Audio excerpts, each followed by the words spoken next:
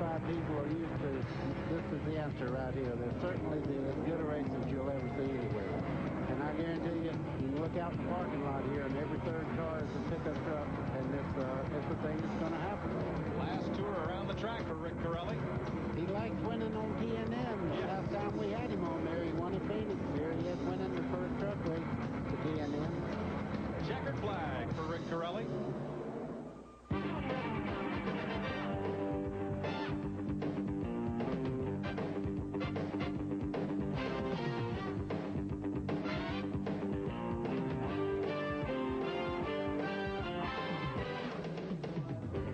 Motorsports proudly presents Winter Heat from Tucson, Arizona, today featuring the Supertruck Series.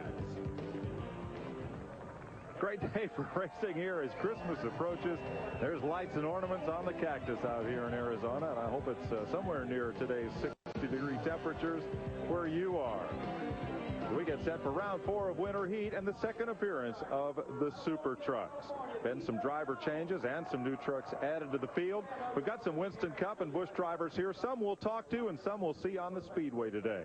Hi, everybody. I'm Mike Joy as we get set for the second appearance of the Super Trucks coming up here in just moments.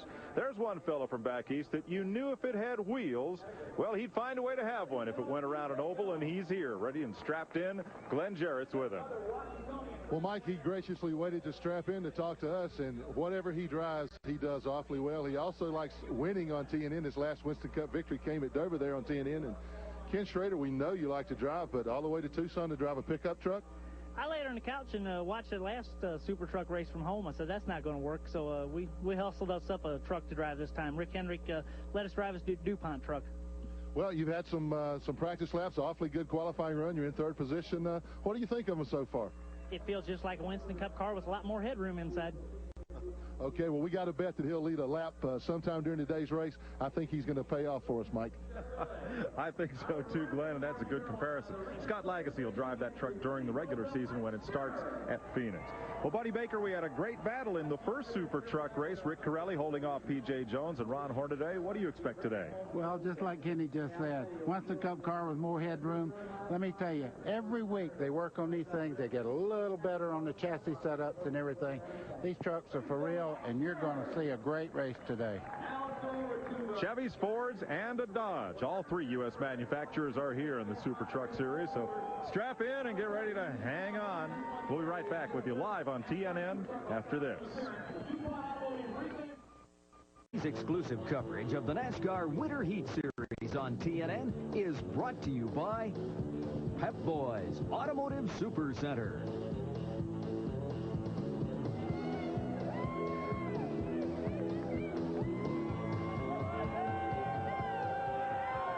And welcome back. Big cheer just went up for the Dodge contingent. Their lone representative, Walker Evans, today. Well, Ron Hornaday and Rick Corelli have fought many battles on this and the other speedways of the West. Some folks think it's a healthy rivalry. Some folks think it's a bitter one. So we asked Ron Hornaday, well, how about this today? Rick Corelli beat you last time out in the Super Trucks. Ron, is this a grudge match? Not really, but I tell you what, it's getting sick of him winning me every time. We ran tour race the same way. We ran 60 laps the last half of it. Come about 2 seconds, or 2/100ths of a second, him beating me across the line. So we've been having some good races. Tucson's got a heck of a track here, and just NASCAR put something together with, I think that's going to be the best thing ever. That's why they call it Super Truck. Well, and the only man to have beaten Ron Hornaday thus far in Winter Heat is Rick Corelli, but today he sits way back in 11th position. A little bit of trouble qualifying there, Rick.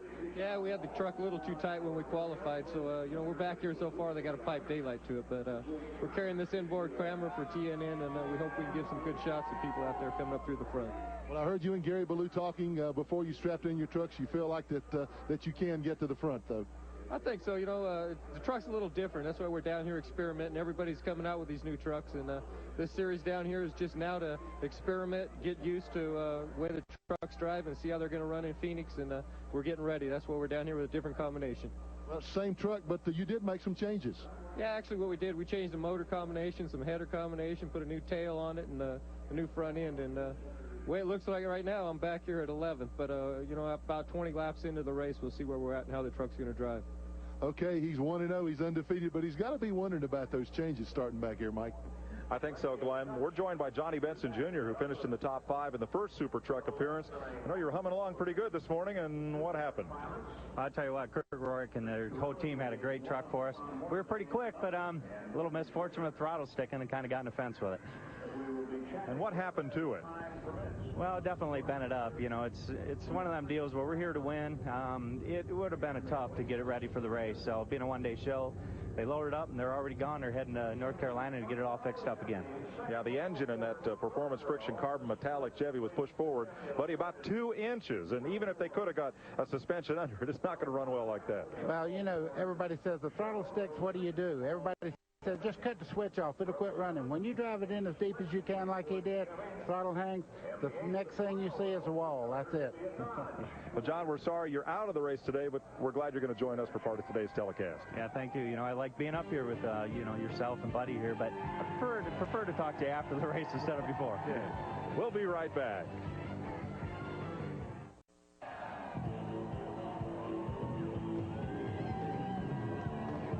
Welcome back to Tucson. That big cheer is because they've fired engines on the Supertrucks. For their second of 3 appearances, they'll be back here January 8th as well as winter heat rolls on.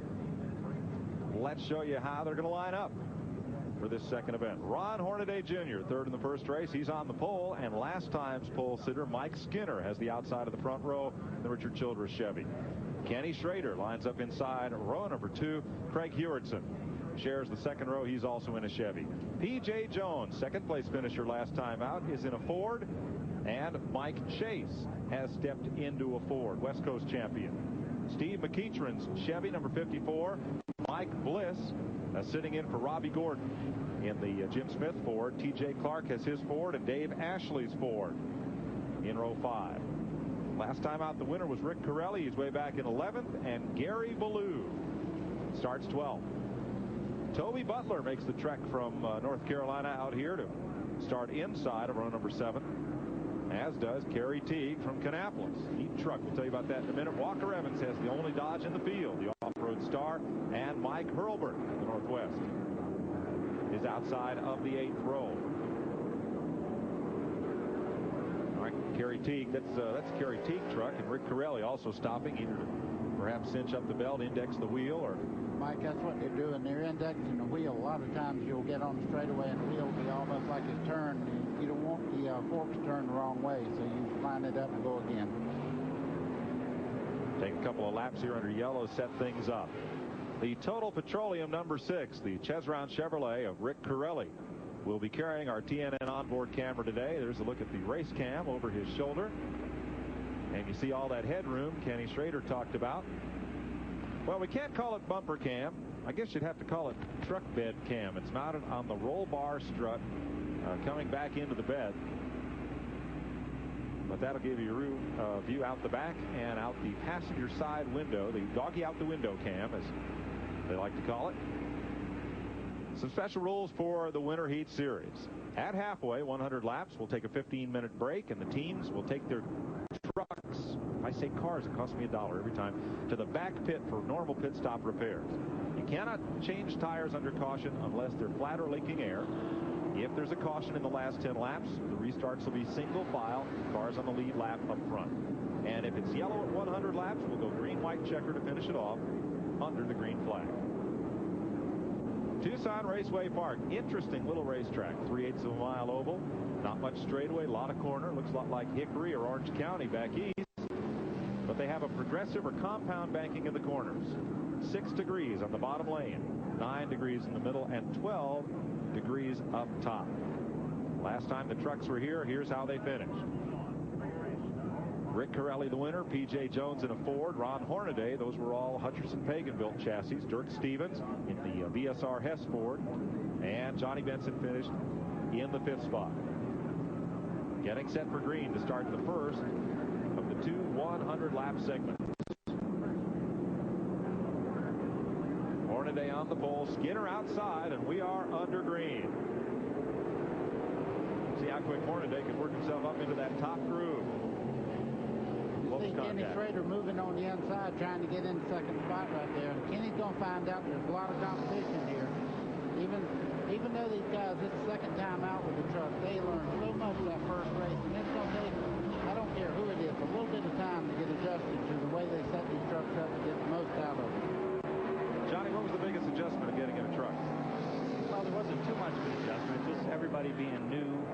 myself, you know, not running with everybody. And the track itself, it's a great racetrack, but you would think you'd run the bottom, and obviously you can see the tops pass way around. You see Mike Skinner here in second place, the Dale Earnhardt look-alike truck. He told me one thing. He said he had a setup on that truck right now that was going to be a little bit slower, but a lot better to race. So he didn't want to go out here and set a pace like he did in the first race, get a straightaway ahead, and then end up a lap down when halfway comes. Last time we were here, I don't think anyone knew what to expect. Hardly anybody had run 100 laps on a track like this, let alone 200 in one of these trucks. And we ended up with some great racing. Well, that Hornaday-Corelli rivalry is going to take a while to build here. Corelli started in 11th, Hornaday on the pole, and he is not waiting around. Well, he's fixing to get some company. You can see Mike Skinner. The truck is really running straight off the corner. He's gaining a little bit on Hornaday now as we speak. Looks like he's pulling down to about a car length or truck length here. Excuse me for that. Toby Butler has moved up to 8th spot in truck number 12. There's a look at Butler in the Venable Racing Ford as he tracks down Craig Hewitson from Florida in the AC Delco Chevy. Didn't take Toby long to figure out when you want to pass, you must pass coming off the corner on the bottom part of the racetrack. A lot of people set their truck up to really accelerate off the bottom part of the racetrack. Did you find that was the place to pass, Johnny, when you were running here? Yeah, there's no doubt. If you can get the truck hooked up down there and get a good run coming off, that's the place to be, because you can get through the center of the corner and you don't get back up. You know, we see, you know, Rick Corelli trying that move right now, and, you know, it's not going to work. Just started to slip. Here's Butler down to the inside on Hewitson. Ford against Chevy side by side out of 4. Makes the pass. Yep, there you go. Talking about. He made it look so easy once he got the position on the bottom to accelerate and go right straight out towards the wall. Let's take you back up front. Ron Hornaday out in front of Mike Skinner. Kenny Schrader, he don't need a windshield. He was looking out the side window coming off the corner just then. They do run a little bit loose here as the tires get hot, and that's one thing you have to do. You have to have the car or truck really set for a slick racetrack. That's $200. Well, that's one thing nice with these trucks. You can get them out of shape and kind of dirt track them a little bit and gather it back up, let the tires cool, and get going fast again. On the outside, that's T.J. Clark in the Castrol Ford, and Rick Corelli moving underneath. Rick Corelli is so good on the throttle up out of the corner. You see him getting up the side now. He makes the move coming off the corner there, takes the position away. Clark right back after him on the bottom side. Corelli prevails for the moment. Right behind them. Good battle as well. There you see it back there. That orange truck on the bottom is Kerry T. As they get into a little bit of lap traffic, and up high in the 31, Gary Ballou. If you're a Northeast Modified fan, you know that name. Gary Ballou's running very well with Kerry Teague. You can see how loose these trucks are getting right now up off the corner. You really have to massage that throttle because they have a lot of horsepower. 660 horsepower they're running right now. Now that 51 truck of Kerry Teague, well, I don't know if it's in there right now, but in practice, they did have a gun rack mounted in the back window of Kerry Teague's truck. Thought they'd have a little fun. Not sure if it's still in there, but during practice, it definitely was. And a trailer hitch to tow the bass boat. Well, Kerry's got the thing hooked up pretty good. He's running very well for the first time. They built this truck in about a week and a half, so there's a lot of work went into this thing, and a lot of people he said he wanted to thank for all the help to get him out here because he really wanted to be in the Supertruck Series. Gary Ballou with backing from Chevrolet. He's been looking forward to this series very much. Glenn talked to him earlier, asked Ballou if he was ready to get back at it and go NASCAR racing once again. Oh, man, can't wait. You know what I mean? This has been the greatest thing that's happened to us in several years, and we're pumped about it. I mean, we just really want to get after it and do this thing right, and we've got 2 or 3 major sponsors lined up, and I can't wait to get after them. Ballou's after him right now. 19 laps complete. And up front, Ron Hornaday now has Mike Skinner closing in. Well, Mike, it's exactly what Skinner said the truck would do. He had it set up to really be tight, not too fast in qualifying, but you see right now he is closing down on Hornaday. If anything, he's getting better forward bite up out of the corner, getting in super well there. You see him close in almost to truck length going in the corner. 20 laps complete, make it 21. Ron Hornaday leading Mike Skinner, Kenny Schrader, P.J. Jones, and Mike Chase. We'll be right back.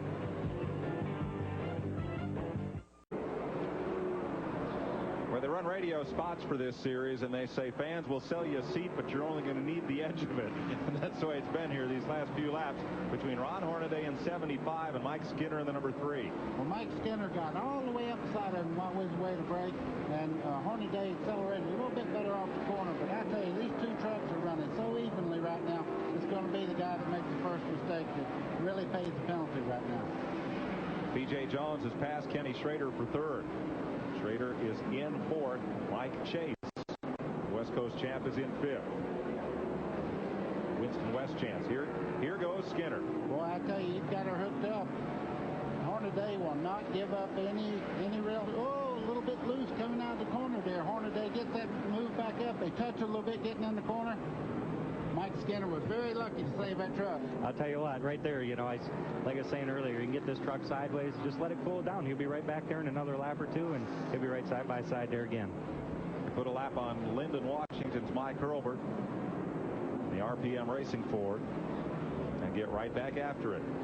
Johnny, just how good are these tires? Once you heat them up like that, do you have to really ride for a lap or two just to cool them back down, or are they good enough to just keep abusing them? Well, you can abuse them a little bit, but, being 200 or, running 100 laps and then another 100, you got to be careful. So you don't want to get them too hot for more than, 2-3 laps if you're really getting it sideways. And it's good to let them cool.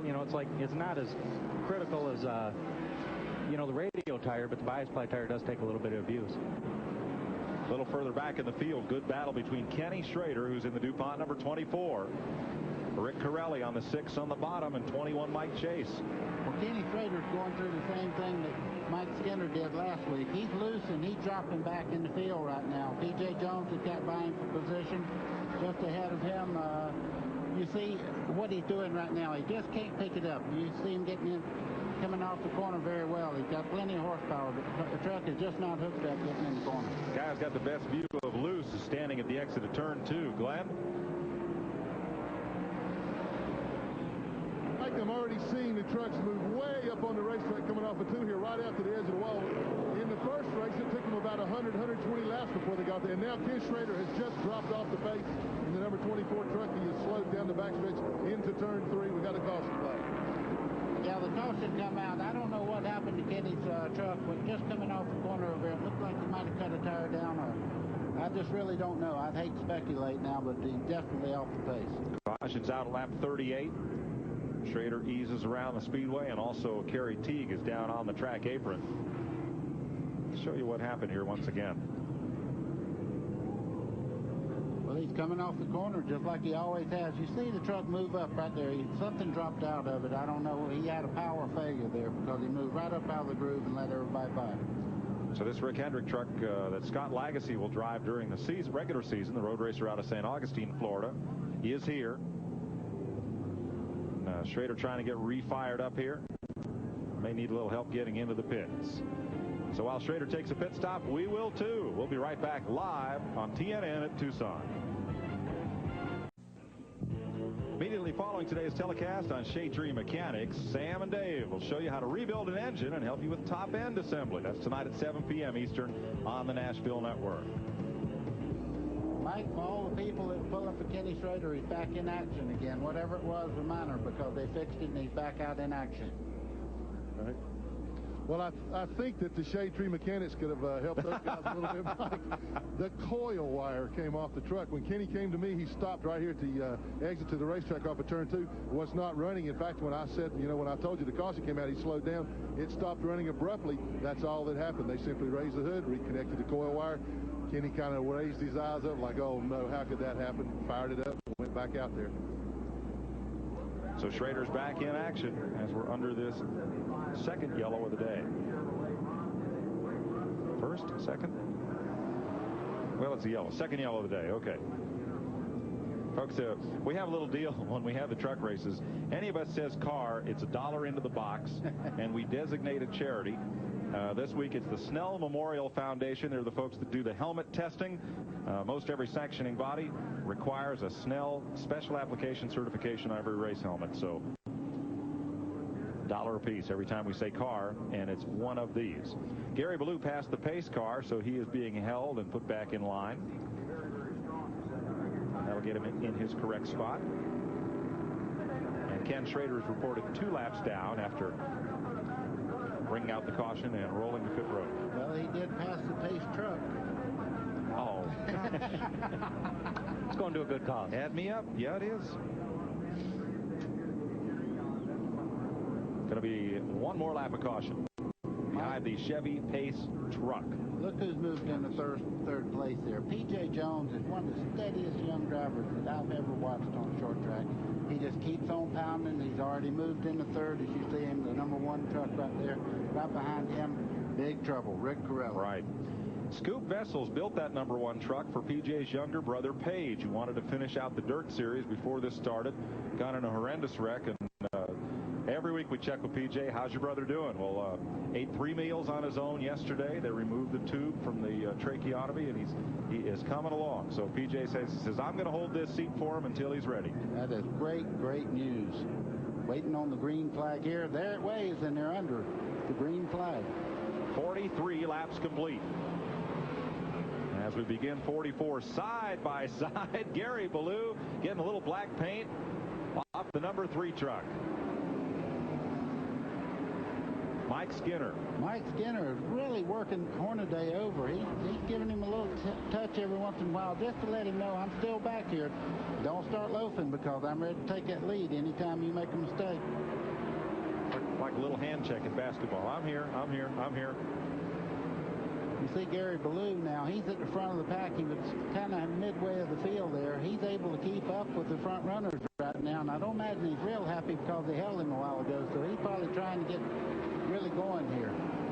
Ballou in that white-blue #31 Chevy truck. Here comes Corelli. Boy, that is a patent move by Corelli. You see him dropping to the bottom of the racetrack. P.J. Jones went down, but he will not crowd him too far because they've raced many a mile side by side. Gary Ballou in the 31 is 1 lap down. And here comes P.J. Jones in the Ford. P.J. kind of moved him over there. Gary Ballou is not one to do that too many times, though. And Ballou got a little out of the throttle, and there went the #6 of Corelli. That's all it took. Also moving up, 21, Mike Chase, giving a good account of himself, right behind Corelli.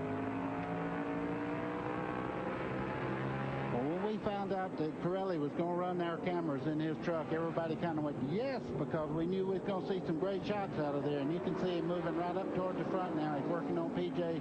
Jones's back bumper, moves to the inside here, checks him out. He'll get your attention, too. You'll also see a little bit of a new look on the front and the rear bodywork of Corelli's truck. The Chevy folks have moved the bumper outward, get a little air up and over that grill area like the Fords do. And also they've added a bumper to the rear of that truck.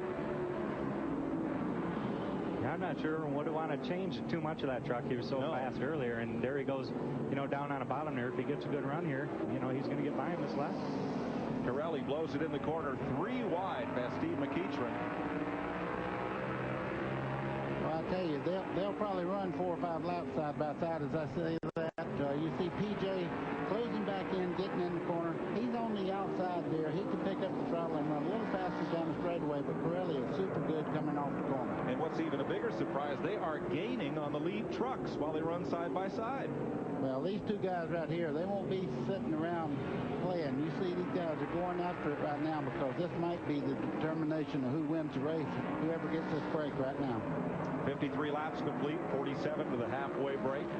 And our halftime show, 9 trucks on the lead lap. Here's Glenn. Guys, I'm just wondering, and I'll ask you, Johnny, how much discipline it takes to run way down on the bottom like Pirelli does to keep from turning the truck sideways. Obviously, there's a lot of room down there, but boy, you really have to be careful, do you not? Yeah, you sure do. You know, Pirelli's about the best one I've seen here to be able to run the bottom and really conserve the tires there. You know, you've seen him slipping and sliding a little bit there, and, you know, he just got behind PJ there, and I think you're just going to see him in another 2-3 laps here. He's going to be back underneath him going at it again. Pirelli's trying to get up there and deny Ron Hornaday the $5,000 Valvoline bonus for anybody who can win 5 of these 8 winter heat races. So far, Ron, you're the only guy to beat Ron Hornaday. That's nice to say. I mean, Ron's put on a heck of a show here the last couple of weeks. I mean, he's been running everywhere, and, you know, he's doing a good job for himself getting out there with the Tour car in the Winston West race.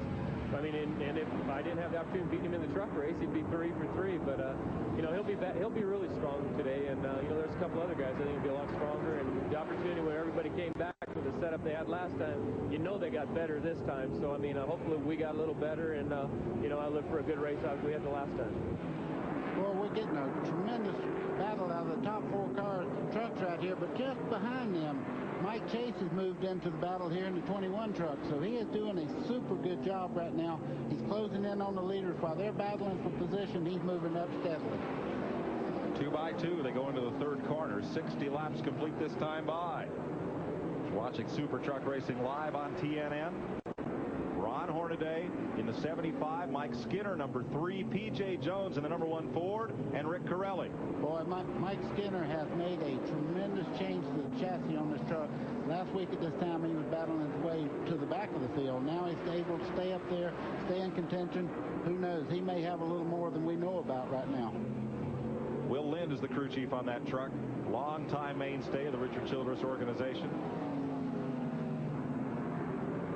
Now they're glued kind of nose to tail. What happened here, Johnny? Everybody settle down?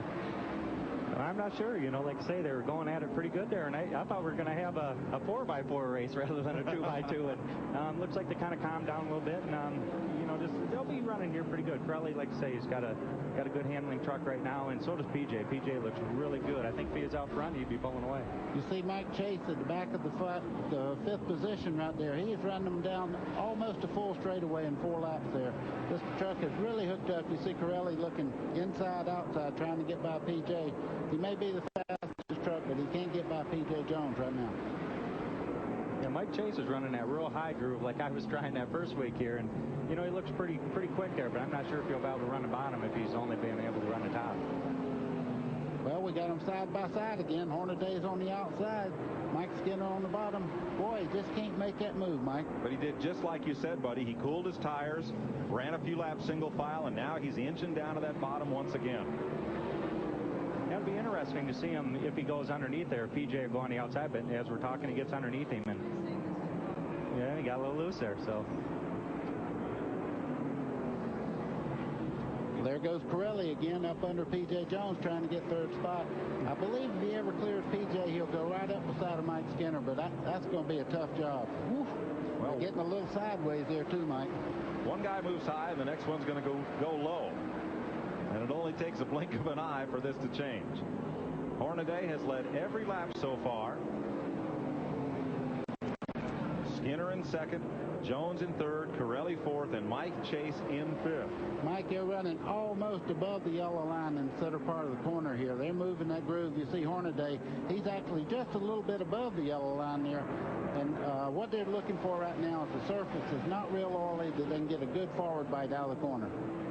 Yeah, there's no doubt they can do that, but the thing they got to watch is, especially with Corelli, you give him that half a groove more, and he's going to get underneath you and get by you. You know, he's been having a little tough time on the bottom this week, but it sure looks like he's going to get by him this time. Here's Corelli's number 6. Now, see how much racetrack he leaves P.J. Jones.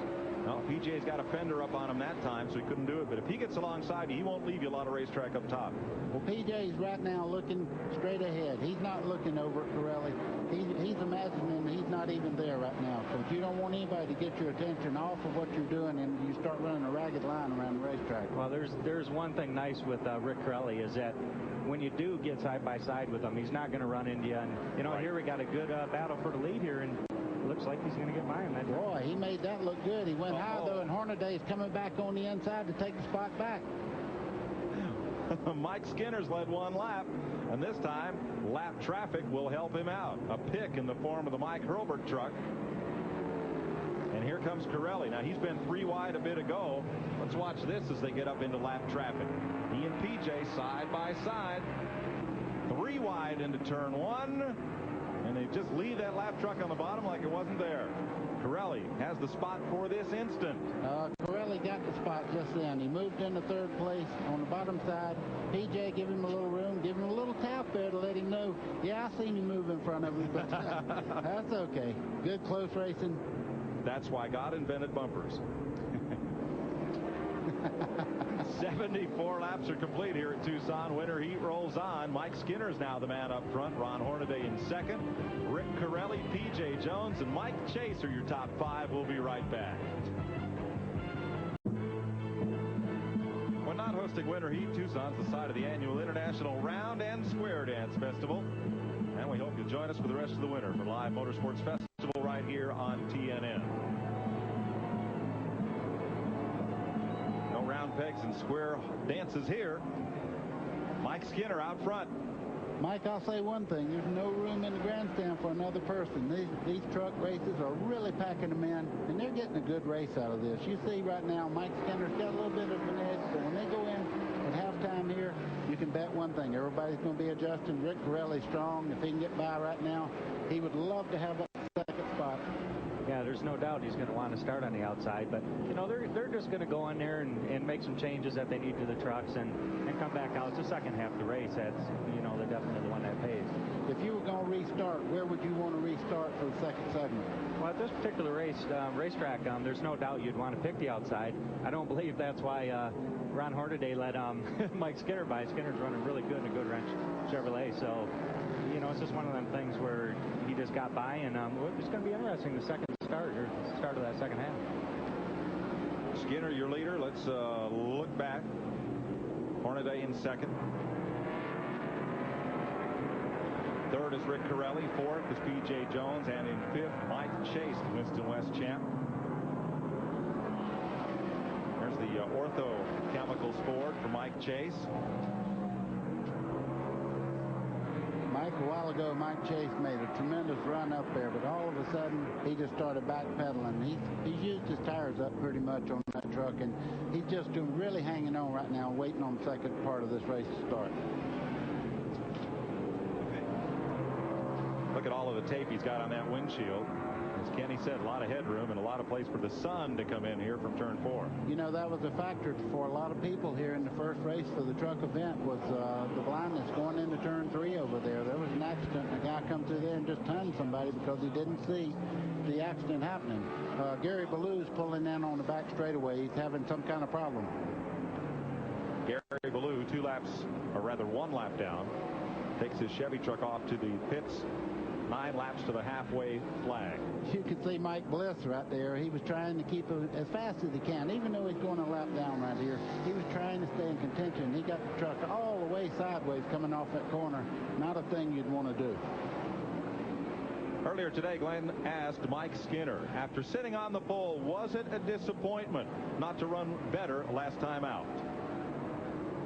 I'll tell you, we really shot ourselves in the foot last time. The truck just felt so good that I just drove it. I might have overdrove it a little bit. We got a little bit of a lead there, and I backed the truck down, right much, and I thought we were going to be okay, and we were. We were fine on the length of run that we tested to, and when we went over that boundary there, then it really got loose, and when we came in to adjust it, we made a little miscalculation, went the wrong direction, but we've changed it totally from where it was at then, and we slowed the truck down 2 or 3 tenths, which will probably hurt our qualifying run, but we feel like the truck will race a lot better. If it don't, then we'll go back to the drawing board and probably punish ourselves a little bit more and work on it till it does. We're not going to give up on it. They're doing a fine job today, but behind him it's a torrid battle for 2nd place. Rick Corelli underneath and all alongside Ron Hornaday. Boy, he's doing everything he can trying to get the 2nd spot away from Hornaday. You see Rick Corelli, he's really able to turn down in the center of the corner, but boy, Hornaday really accelerates off the corner. 4 laps before halfway. Yeah, there's no doubt Rick Corelli wants that second spot for that second half, and he's doing everything he can. I don't know if he's going to get by him with 3 laps to go, but he's doing everything he can to get by him. Well, at the start of the show today, he said he's getting tired of Rick Corelli beating him, and right now he's doing everything he can to keep him behind. And remember, Hornaday looking for that $5,000 bonus posted by the Valvoline distributor if any one driver can win 5 of our 8 winter heat events. Here comes Corelli up along the quarter panel, down the back straightaway. Can't quite do it. 1 to go next time by. Yeah, he's not going to be saving no tires now. They're going to be changing him here during the yellow, and I'm not sure if he's going to get by him. He's going to put a good run at it, though. Lap truck might have had something to do with that. Well, Schrader drops the lap. That puts him 3 down as Mike Skinner runs to the caution flag. And we go to halftime with the score.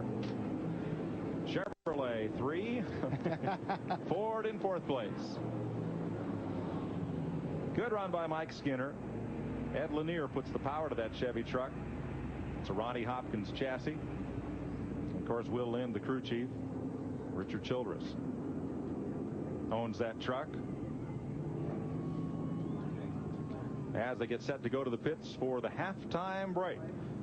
Glenn went around this morning and asked some of the drivers what they think of an event where you take time out right in the middle like this one.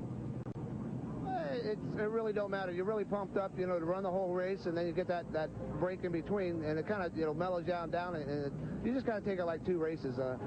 It's pretty tough, but I mean, it actually, it really don't show the teams off. We got a heck of a team with changed tires good, and I'd like to show them off more, for the fans and everything. But it's great. It gives us a chance because the trucks are new. It'll get us a chance to work with them and come back out and put on a better show the second half. I dislike it. I think that it should be run just like the Winston Cup cars. I think we should have pit stops, and we get real bad like that, we can come in and put tires on and work on the chassis and try to correct it. But as long as everybody has to run under the same rules, it really doesn't matter. You get a timeout, you get a 10-minute break, and it's sort of, you got to refocus yourself. It's like getting all revved up again. If you're out there driving, you're in a swing, you're in a mood, and you get a good rhythm going, and you come in and you break that all. But it gives an opportunity for everybody at home to see what goes on, and then it gives an opportunity for everybody that's a little off on their truck or something to get an opportunity to adjust it and try and get it better in the second half. But if it went 200 laps straight through, I mean, that'd be fine with me. But unfortunately, it's not going to work out that way. Well, we're standing in front of Ron Hornaday's truck right now. Ron is explaining to his crew, the crew chief, Bill Sedgwick, and it is the right Bill Sedgwick this week, exactly what is going on. They're changing right side tires, as are most of the crews on the trucks right now. Now, they'll have 10 to 12 minutes to do this in. You see some work going on in the right front wheel of Hornaday's car there. Also, some of the guys are looking to tighten these things up. The trucks were very, very loose. The weather is the warmest today that we have seen it since we have been out here, and so therefore the trucks got very, very loose. The racetrack was very slick, so a lot of major adjustments going on over here. We'll update you exactly what the crews have done and try to get a word with some of them when we return to Winter Heat on TNN. Well, they're racing all around the track here today at Tucson. That's behind the grandstand. A little bit of short track action. Welcome back to Winter Heat. Here's our halftime show, and quickly let's go to the pits. Glenn Jarrett. Well, thanks, Mike. I am in the pit of the leader right now, Mike Skinner, and he's getting a thumbs up from the crew. Everything looks to be okay. A little bit different story this time, Mike. Looks like the truck's really stayed under you. Well, we changed everything but the steering wheel on this truck, and we didn't know what it would do on a long run. We was hoping that the truck would be a little bit better. We're not real quick at the start, and I think we're just going to leave it that way. It don't pay anything to lead the first part of this thing. And just hope like the Dickens that the thing will work good at the end of the race as well as it did at the end of the first 100. Well, it looked like that the truck was really stable. In fact, we figured, and you showed it, that you had the fastest truck there. The truck looked like it performed pretty well. It didn't get as loose as everybody else. Yeah, I think we could have got to the front a little bit quicker, but we were really trying to be patient. They were talking to me a lot on the radio, and this team, with GM Goodwrench and Resist All Hats, Snap-on Tools, AC Spark Plugs, all the help we got on this thing, we want to do them the best job that we can, and in order to do that, we just have to be patient. And we'll see what happens the second 100, Glenn. Well, I think he might have the thing figured out today, guys, because he told me that the truck felt real good getting in, just a little loose getting off. All the rest of the guys were real loose getting off. Well, buddy, that's a big difference in his first half standings from last week, and I think also in their approach to how they want to run this race. Well, Mike, this is a high-speed chess game right now, and we got the first part of the game over with. They got all the things sorted out they need to do, all these trucks right now. Second half, it's going to be grab it and growl, so that's what I'm looking forward to. I wonder how many of the fellows in this first half were just sort of setting up for their second half run, the trucks that are on the lead lap. Let's show you our race summary for the first half of today's event. Only two leaders, Ron Hornaday and Mike Skinner, just the one lead change, 73-mile-an-hour average speed roughly. And that caution flag for Kenny Schrader, only 6 laps under caution, but Schrader fell down 2 laps from the field nose. Gary Ballou lost a lap and then took his car back to the back pit. Man who put on the show was the man on the bottom, fighting for position once again, Rick Corelli. Here's Glenn.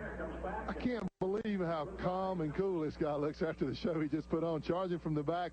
Took you a little longer than maybe expected, but you made your way up there, Rick. Yeah, when I got up there, you know, I didn't have a lot of right rear left, trying to use it up to get to the front, but this second half, we'll see where we're at. We're just trying to put a little strategy together, what we need to do, and try and keep the truck a little tighter when we need to leave. Well, now, we talked about and documented the changes that you made on the truck after your first victory here. Now, I want to know, as an interested observer, did it feel better? Did it feel worse? Pretty much the same? Tell us how it felt. About 25 laps into the race, which I figured the truck car bounced right back out. I just had a problem qualifying it, and didn't have enough stagger in the tire, and then right towards the end there, we got the right side tires pretty hot, trying to get underneath Hornaday, pinching it off, and we gained about a 1/4 inch of stagger, but I think it's going to be a good truck. I mean, actually, the way the Chevrolet designed the front end and everything, I mean, it balanced itself right out. You put a lot of heat on Hornaday there. It looks like you wanted to pass him before that halfway mark. Didn't quite make it. Have you got something for him in the second half? Well, I hope so. You know, I think I used everything up trying to get up to him. They kept telling me on the radio we were about a tenth and a half faster than the leaders, but when I got to him, it's a whole different story. You know, once you get up there, you got to try and drive by them, but those guys up there are running tough, but they'll be on new tires too the second half, so maybe we can get a big line up there, and maybe we can make a good race and give some shots on TNN that everybody likes to see. Well, we've liked what we've seen so far. Great racing between Corelli, Hornaday, and Mike Skinner. It's going to be fun the second half, guys. I think it is, Glenn. Thanks. Remember that story I told you 2 weeks ago about the car owner at Atlanta that was spread out under his car trying to fix things when he found out he had a new sponsor for next year? We can pay off that story after this. Welcome back to halftime here at NASCAR Winter Heat. While they're working on the Supertrucks, we'll give you a story from Winston Cup land. At Atlanta International Raceway, Gail Davis was standing alongside the Davis Racing Pontiac. Bill Davis was underneath helping change the flywheel, and you had a sponsor that you were trying to get lined up, and he came up to you looking for Bill. Yes, he did. Thank goodness. Where'd you tell him he was? Well, he was under the car working away as any good car owner should be. And what did that fella tell you? He said, you know, if you can work out the details with Dave here, we got a deal. And now the story can be told, Bill. What's the deal?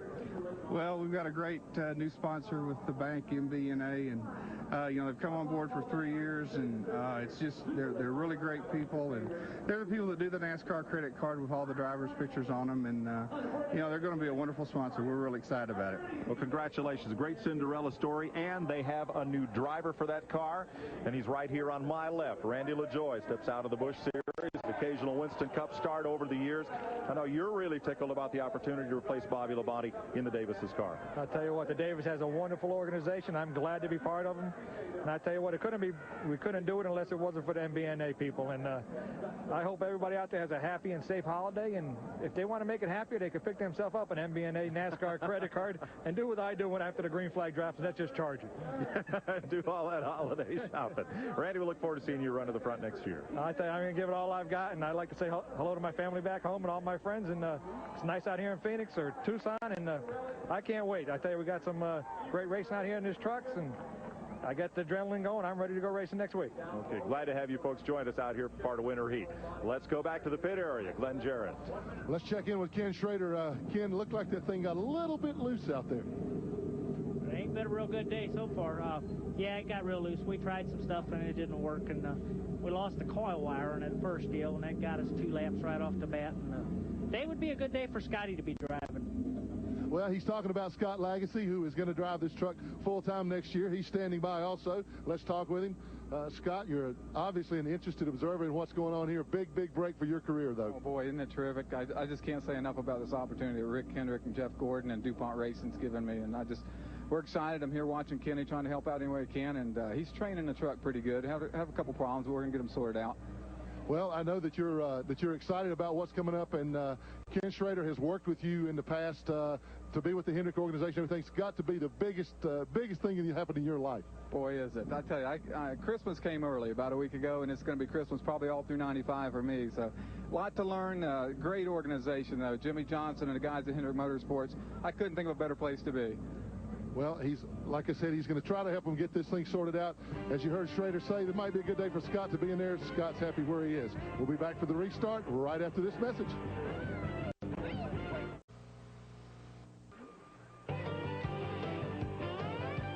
Welcome back to NASCAR Winter Heat live on TNN. Mike Joy with Buddy Baker, Glenn Jarrett, and our special guest, Johnny Benson, Busch Grand National Rookie of the Year, as they work along on P.J. Jones.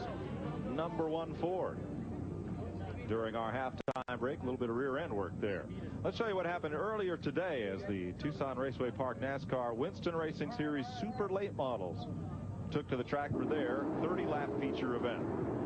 Fastest qualifier and on the pole, Carlos Serrano in the Taco Bell machine. On the outside, Paul Banghart, who won here in week #1. Right from the get-go, it was Serrano with Banghart running a close second. Down on the bottom, number 74, Carl Trimmer in third. But Banghart got up in the loose stuff. Boy, did he ever. I mean, he could have wiped the car out. This is the big wreck he had down in the corner. Car number 8 appeared to lose an engine and oil line. Todd Izzo. There was no caution thrown, and a 4-car wreck ensued. Number 48, Sean Monroe, got the aggressive move of the day, not once but several times. Herschel McGriff Jr. spun, got hit not once but twice, knocked the rear end about 3 feet back, and knocked him out of the race. 95 was able to continue. There's Banghart running on the bottom for second place against 55 Bill Brandon. Yeah, Bill Brandon ran super good race all day. Very competitive. Didn't have quite enough to win, but boy, was he ever competitive. For fourth place at the final lap of the race, it got a little exciting. Look at that white 95 hang on. Jimmy Hudson had the drive of the day to keep from getting dumped right there. But Carlos Serrano brought his Taco Bell Olds to victory lane over Bill Brandon, Paul Banghart, Carl Trimmer, and Rod Schultz. The 95X finished 5th.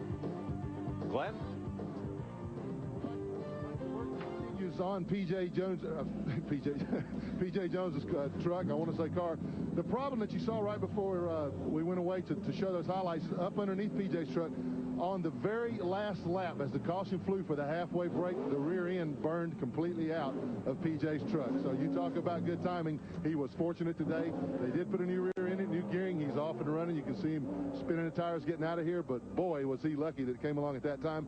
Just barely managed to finish everything, get him back on the track in time for the second half here. So a bad break turned into a good break for P.J. That could be good or bad. If he had another gear of the same ratio, but most people, they put their best gear in the truck to bring it over here to race. So he either has one that's maybe 2 or 3 teeth difference or whatever, but normally you don't carry 2 same gears in a truck. We're going to get set to go with the second half of this one, buddy. I don't even have a joke for that. We'll be right back. Coverage of the NASCAR Winter Heat Series on TNN is brought to you by Chevy Trucks, the most dependable, longest-lasting trucks on the road. Welcome back to Winter Heat. The spotters up there in turn number 2 as we're on the caution and getting set to go. Let's check with Glenn. Well, Buddy, you mentioned that there might be concern about the ratio of the gear that they put in PJ's truck. Well, they did go a couple of points higher, not a whole lot higher, but you know that may help him as slick as the racetrack is. Of course, it has also cooled off considerably. A little bit of a cloud cover coming over us right now, so it's a good, I think, 3, 4, 5, 6 degrees cooler than it was when halftime ended. But they're not too concerned about the ratio. They think that it might help the truck hook up just a little better. Thanks, Glenn. Light is out on the pace truck, so Mike Skinner will start up front. Ron Hornaday second, Rick Corelli third, Mike Chase, P.J. Jones all on the lead lap, Toby Butler, then T.J. Clark, Craig Hewittson, Mike Bliss, Dave Ashley, Kenny Schrader, Walker Evans, Mike Hurlbert, Steve McEachran, Gary Ballou, and Kerry Teague. 100 laps to go. And Hornaday gets a good jump off the top of the corner as they come to green. He's out a little ahead of Mike Skinner. Well, Mike, it's going to be real important. Hornaday got a good lead a while ago, and then Mike Skinner run him down after 15, 20 laps. But you see he's fighting back right here. He does not want to give this position up because Ron Hornaday is a very hard man to pass. Yeah, there's no doubt. It looks like they're racing for the win here, but it looks like maybe they are. Yeah. Well, now Hornaday has to try it on the bottom. I just believe that Skinner's hooked up good enough. He'll be able to hold Hornaday in second place here. Skinner really getting forward bite up out of the corner. You see him pull right here, pull almost 2 truck lengths getting off the corner here over Hornaday. Rick Corelli settled into third. Fourth is a battle. P.J. Jones gets underneath Mike Chase, takes fourth away. Chase is fifth. There's P.J. in the number 1. Mike Chase in the 21. You know, one thing about Tucson, Mike, if you don't like the weather, just sit still. It'll change for you. Right now, it's a lot cooler. You have a little overcast. The racing surface ought to be absolutely perfect. Yeah, there's one advantage that's going to be nice here, too. Coming out of 4, that sun's going to be gone. And I tell you what, I didn't even think about it during the break last time. Didn't take that window off, and I tell you, it was tough getting off that corner. There's that overcast you see up there from the onboard camera on Rick Corelli's Chevy truck. Look how good P.J. Jones gets in the corner. That is a very good race truck getting in the corner, but he's not quite as quick down. You see him gain up now. He's going to look on the outside of Corelli's truck there. That's our Cameron Corelli's number 6 truck, the second truck in this shot right here. Yeah, the temperature is dropping like airline stocks did last week. It's getting pretty cool out here. Look at P.J. now. He changed a couple of points on the gear right now, and he seems to have that forward drive coming up under Corelli there, trying to make that move to get into third place.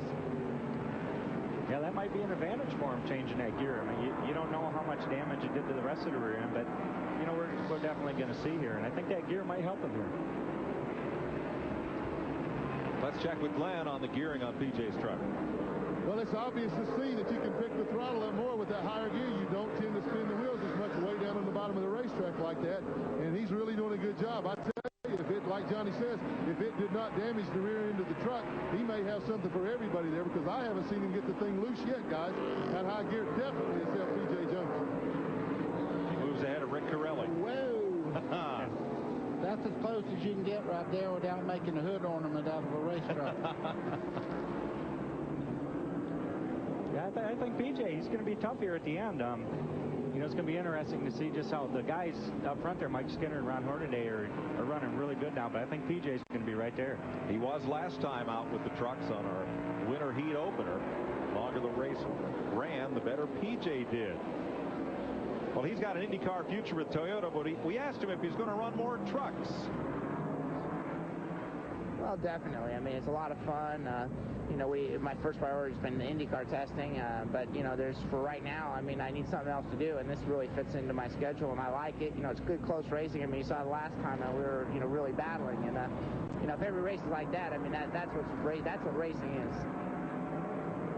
P.J. Jones been testing for Dan Gurney, All-American Racers, in what will be the new Toyota IndyCar. Had a great Campbell GT, and previous to that, off-road and open wheel. You see Corelli's truck coming out of the second corner just then. The back end actually slapped the wall just a little bit. He's a little bit loose right now, but he seems to get better as he goes along. He was completely out of the picture the first part of the race a while ago and then clawed his way up through the traffic. Right now he's running back on P.J. and seems to be closing in just a little bit. He can drive a race truck when it's really loose. Yeah, I'm not sure if that's going to be a big advantage for him, though. You know, when you start out loose, it's going to be tough, but there's no doubt if anybody can overcome that, Rick Corelli's going to be able to do that here today. Mike Skinner now getting reeled in by Ron Hornaday going into the corner.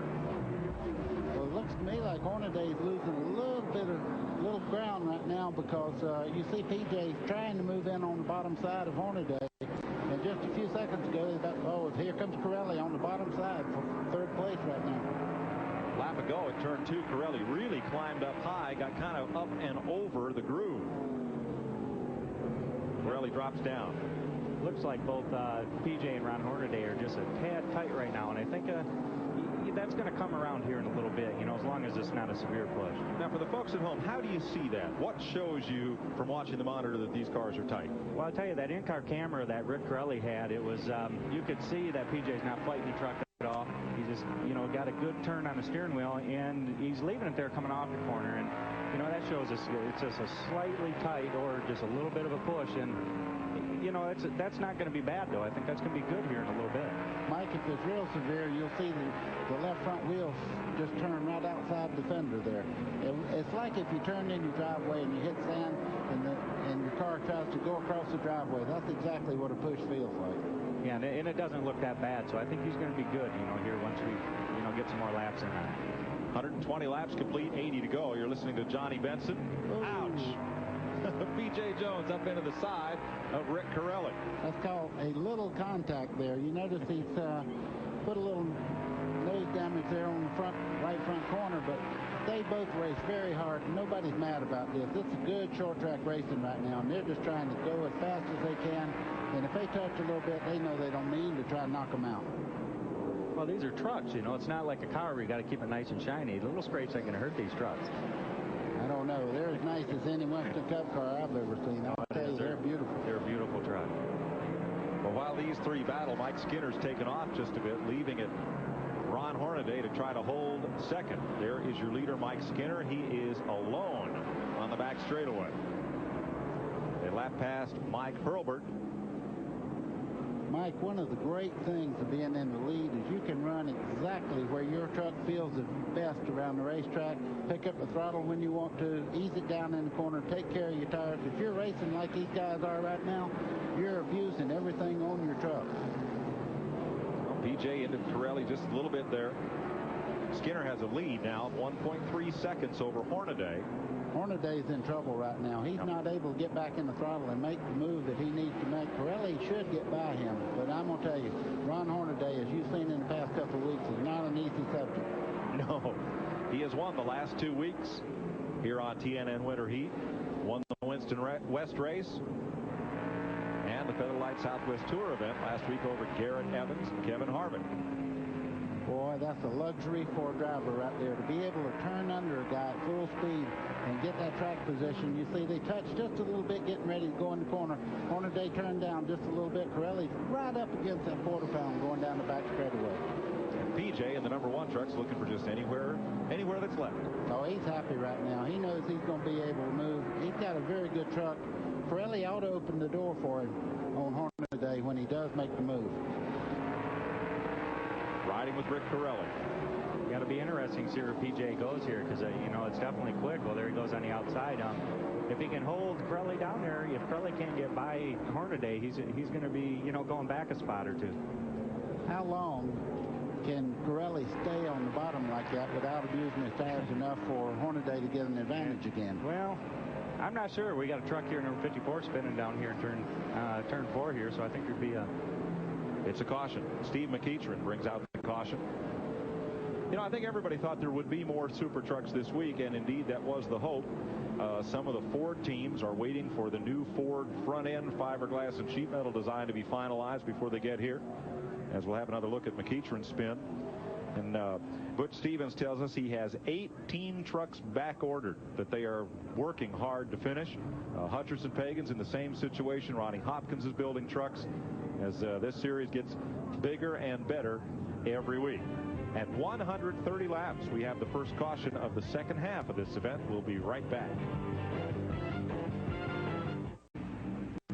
Getting ready for the restart. Let's show you once again McEachran's spin, because it came right in front of leader Mike Skinner. Boy, it don't matter how good you run. You look right now, Mike Skinner is in a very bad spot. If he'd have backed off the brake right there and shot back up the racetrack, Mike Skinner would have had no alternative but to plow right into him. So this thing's by no means over with, is it, Johnny?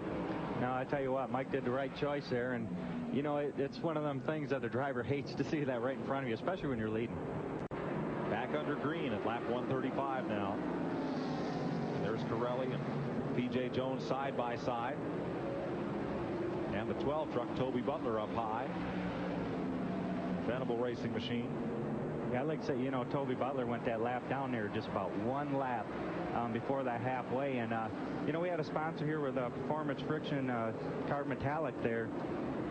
You know, brake pads, and they were on our truck, and I see they switched and got on his truck too, to our misfortune, and I'm glad to see them people getting in here and sponsoring the trucks. Well, I'm glad you seen that. Boy, Ron Hornaday got a bad break on that restart there. He got hung up behind Toby Butler just a little bit, and you can see right now Mike Skinner checked out about 8 or 10 truck lengths, but they're running him down. They have a really good groove right now. Here comes P.J. Jones right up beside of Rick Corelli going down in turn 3. Yeah, I think if PJ gets some running room here, sees a little loose coming off that corner, and take a couple laps, he's going to get back there again. If he can get by these next two trucks here, Corelli and Hornaday, I'll tell you what, he's going to chase down the leader there. And trouble on the 6th place truck, Craig Hewitson. The AC Delco Chevy out of Newport Richey, Florida, heads off to the pit area. I noticed the Mike Bliss truck was smoking just a little bit. He's going on the outside, going to the pits right now also. Well, that's got to be a big change for him coming from the midgets to these trucks. That's. And there they go off to the back pit area as caution comes out. Glenn? Running Mike Bliss and the 8 truck, they got together on the racetrack. Bliss had a lot of right side damage. He got into the wall, and it looked like that possibly Craig Hewitson, truck number 8, might have got into him. I don't know if he calls that or not, but there was damage to the left front of his truck. So both those trucks made contact together, and the 6 truck definitely got into the wall. So we'll go back and see how serious the damage is. Give a report back a little later on. Steve McEachern has also taken his truck to the pits under this caution period. You are not allowed to change tires under the caution unless that tire is flat or leaking air, in the judgment of the NASCAR official. Mike, there's one big difference. The first truck race we watched, nobody touched anybody. It was more or less follow the leader. They're beginning to do the old short track thing, which is if you're in the way, a little nudge. If you don't get out of the way pretty soon, I'm going to have to take that spot from you. It's not new anymore. Is that what you're saying? That's it. I don't think that's been new all along. It's just short track racing is definitely good, tight racing. These guys are putting on a good battle today. You were watching Pace Truck Cam there. Gary Ballou back out. Mike Skinner at the front of the field behind the Pace Truck. And they'll look for green next time. Toby Butler trying to get his lap back. Gary Ballou down on the inside, and Walker Evans in the Dodge, number 20. Mike, he probably got the most applause of anybody here in this truck race because he is standing by himself, the only Dodge out here, and boy, the people really appreciate him being here. There he is, number 23rd in line on the inside. A lot of Mopar fans out here. That's got to be a tough transition going from the big bumps to the smooth racetracks. I'll tell you, this week he has, I would say that truck is 300% better than it was last time out here. Boy, I am so impressed with Mike Skinner. He is doing a super good job. He will have to make a mental error because that truck is so good right now, but he's got a man right behind him there, Ron Hornaday, that really, if he gets up there, he'll put as much pressure as Mike Skinner ever wants. Okay, Bliss and Hewitson are back on the racetrack. Yeah, I don't think Mike Skinner's going to make that mistake. They got a good wrench, got a great truck there, and then, you know, them guys are going to have to run real hard. P.J. Jones on the bottom, 3 wide. Gary Ballou on the high side, trying to get some laps back. P.J. got that spot. He's got ahead of Corelli there just by really putting that truck in a spot where he could slide and move and take that spot away. Now they go after Gary Ballou, not for position. Ballou a couple laps down. Mike Chase, that, I'll call it yellow. I don't know what color it is on your set. That orthochemical truck number 21.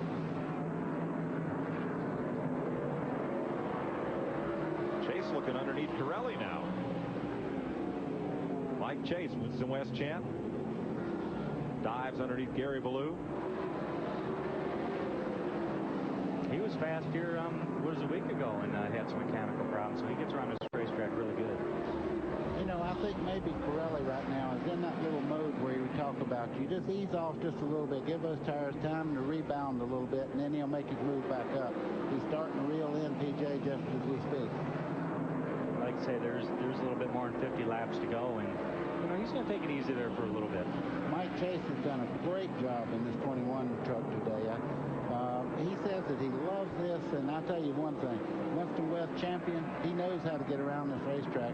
He will get this truck where it'll be a contender the next time we come over here. Very enthusiastic young fellow, too. He was just tickled to have the chance to come out here and run. There's the 12, Toby Butler, the Venable Racing Ford. Down to the inside, got the heavy move over flag to allow Rick Corelli and Mike Chase pass to have a chance to get up there and battle with P.J. Jones. 50 laps to go.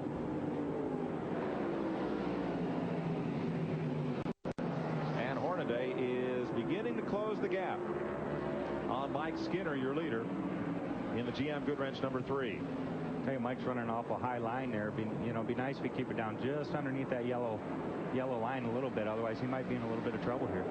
Well, you can see as he backed off there, shooting a little fire out of there. That's just a little exhaust leak. That's not a problem on the truck. But Ron Hornaday's turned the wick up on his truck. He's running a little bit wider, even getting in the corner, than Mike Skinner is. And it might be a little bit better groove that he's running. You notice how wide he is coming off his corner. Yeah, he's getting everything he can get out of the racetrack right now. I think that's why you're seeing that little bit of flame now, is that it looks like Mike's picked up a little bit more of a push than he wanted. And he's got to stay off that gas pedal a little bit longer, and that's why we're seeing that flame. Well, if you're trying to figure who to order your truck from, there's a Ronnie Hopkins truck out front, then 4 Hutcherson-Pagan chassis, then the first of the BSR Hess machines. I think right now they're all great chassis. It's who's going to hit the right combination quickest right now. I think the three truck right now has just gained so much momentum from the first race that he has to be proud no matter what happens the rest of this race, because he has really made an improvement on this truck. 156 laps complete as Mike Skinner holds off Ron Hornaday. You see P.J. Jones closing right up on Hornaday now. His battle for second place. Deja vu of 3 weeks ago. Ron Hornaday's won 2 of the 3 winter heat races so far. He's the man to beat. Ron? I hope so. You know, we got a lot of tough competitors again this week, but you know, we went out testing this week. We found a little bit more. Last time here was the first time with the truck, so coming down here every week and getting more lap time, it seems to be helping us. So hopefully we got the truck there, and then hopefully I can do the job we need to do. Mike, as you can see, P.J. Jones has really moved in on Hornaday now. He's so steady. He reminds me so much of Cale Yarber's style. Cale Yarber, I'd pull up beside him just before a restart after a yellow flag, and he'd pull those doggone gloves up past his elbow. You knew he was in trouble. And this guy is just steady Eddie. He's there every week. Well, this is looking like deja vu all over again, because late in the race, back in our first Supertruck event, P.J. Jones just steadily ate away at Hornaday's second spot, passed him like he's trying to do right now as they lap Steve McEachran. Oh, no! Nice move. Still side by side. Oh, just a little contact there. How did they get away with that? Boy, I tell you what, that's 2 pit bulls right there. Just who wants it the most, and right now PJ's got the spot. Yeah, it looks like Ron Hornaday just bumped in the wall there in the backstretch. I don't know if that probably, it's not going to hurt the truck none, but it's he definitely got up there and bumped the wall there in the backstretch. Well, he better go for everything it's worth, because Hornaday's side by side with him up the back straightaway. Yeah, you don't edge Hornaday into the wall and then let him down under the next lap, do you? Well, it looks like they both just got a little loose off turn 2 there, and I tell you, it's just great racing. That allowed Mike Skinner to expand his lead to about 16 truck lengths. 12 if they're long bed trucks. There you go. Well, as you can see, PJ right there, he's getting everything that that truck has right now. He's got a good groove. He's not fighting the truck. He's not loose getting off the corner. If he gets any kind of break at all, he can go right up to the lead.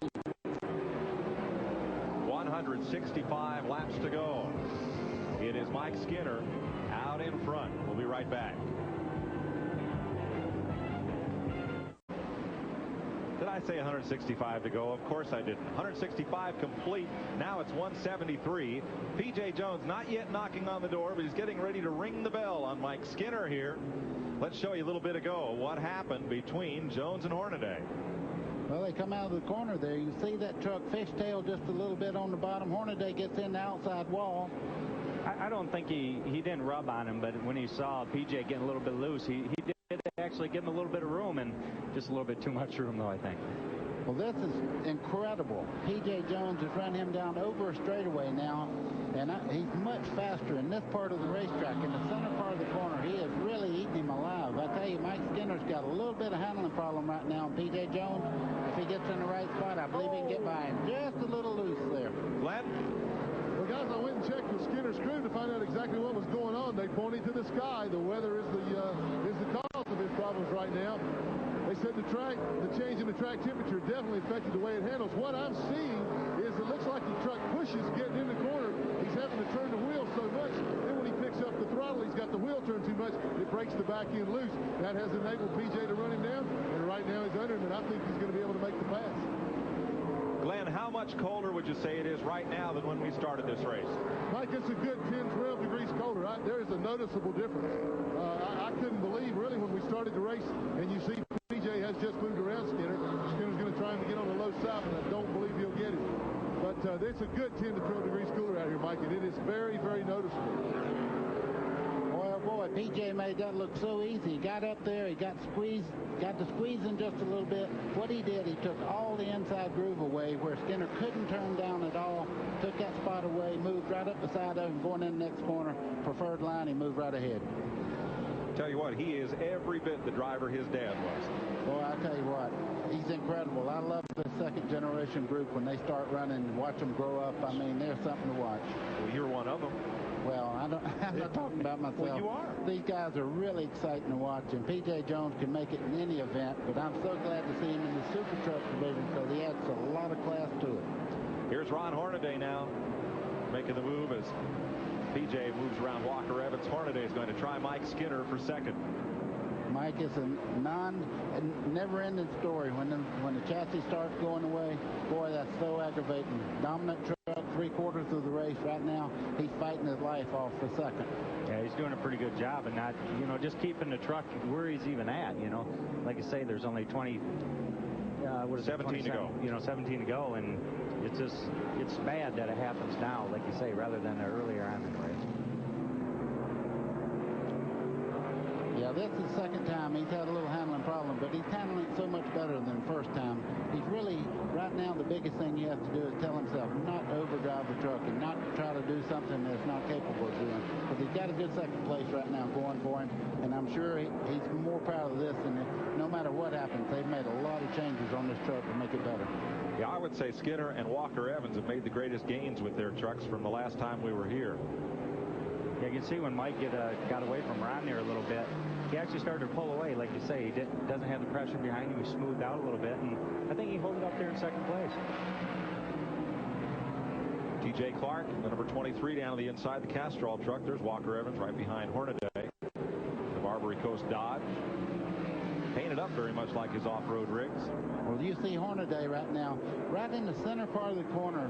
Mike Skinner's having so much trouble picking the throttle up. I don't know whether it's a loose or push condition, but he's having trouble in the center of the racetrack here, and you can see Ron Hornaday right now starting to close up on him. There's a look at Walker Evans, the off-road master. A little pavement underneath his tires here, and giving a good account of himself as the only Dodge in the field here. Mike Skinner's trying to hold on for 12 more laps to that second spot. Mike Skinner's saying, thank God for lap traffic right now. He don't have to contend with Hornaday as long as there's somebody on the inside. But as I say that, he moves up to make it 3 wide down the front straightaway. 3 wide on Dave Ashley. Down on the bottom of the racetrack as they get past Clark. There's Ashley and Ultra Wheels, California Ford Dealers number 2. Skinner is just hanging on to it.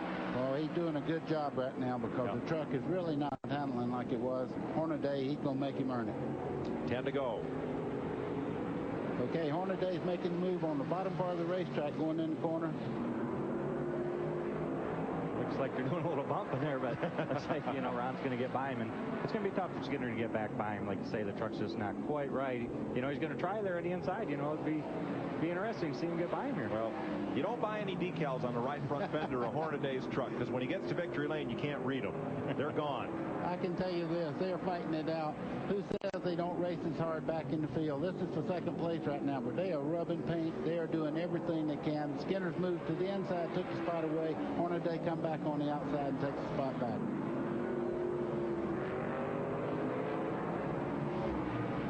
Seven to go. They're going to go right down to the end this way, too. Inside, outside there. Whoa! Ron got a little loose. That might have hurt him right there. I like it. This is, how much muscle do you have? As much as you do. That was a slick move. That was a great move there. I think Mike Skinner shows everybody right now he's going to be a force in truck racing, and I'm so glad to see him get a chance in the Richard Childress prepared truck. And a lot of people said, Mike who? You know, when Richard picked him to drive the truck, and I think there was some head shaking after the first time they were here, but I think Skinner has really redeemed himself. Last time out here, sat on the pole, faded, you know, ran a bunch of laps out front, and then faded well back. This time he's given a great account of himself. 5 laps to go. They're going to fight it out for second spot. The reason we're not showing you P.J. Jones, he's out there in front right by himself doing everything it takes to win the race. Second place is the fight right now.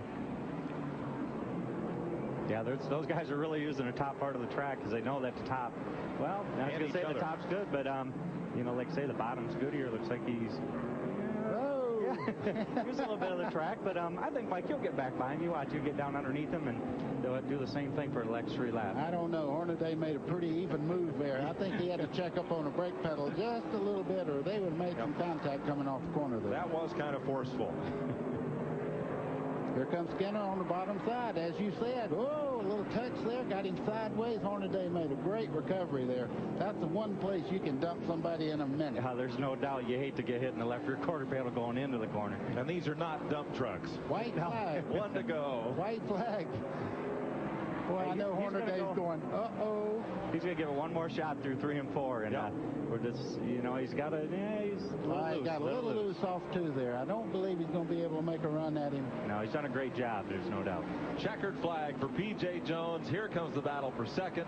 Ron Hornaday will hold on to second, and Mike Skinner has a great race to finish 3rd. Unofficially, Rick Corelli is 4th, and Winston West champion Mike Chase will finish 5th in Supertruck 2. We'll be right back with you live on TNN after this.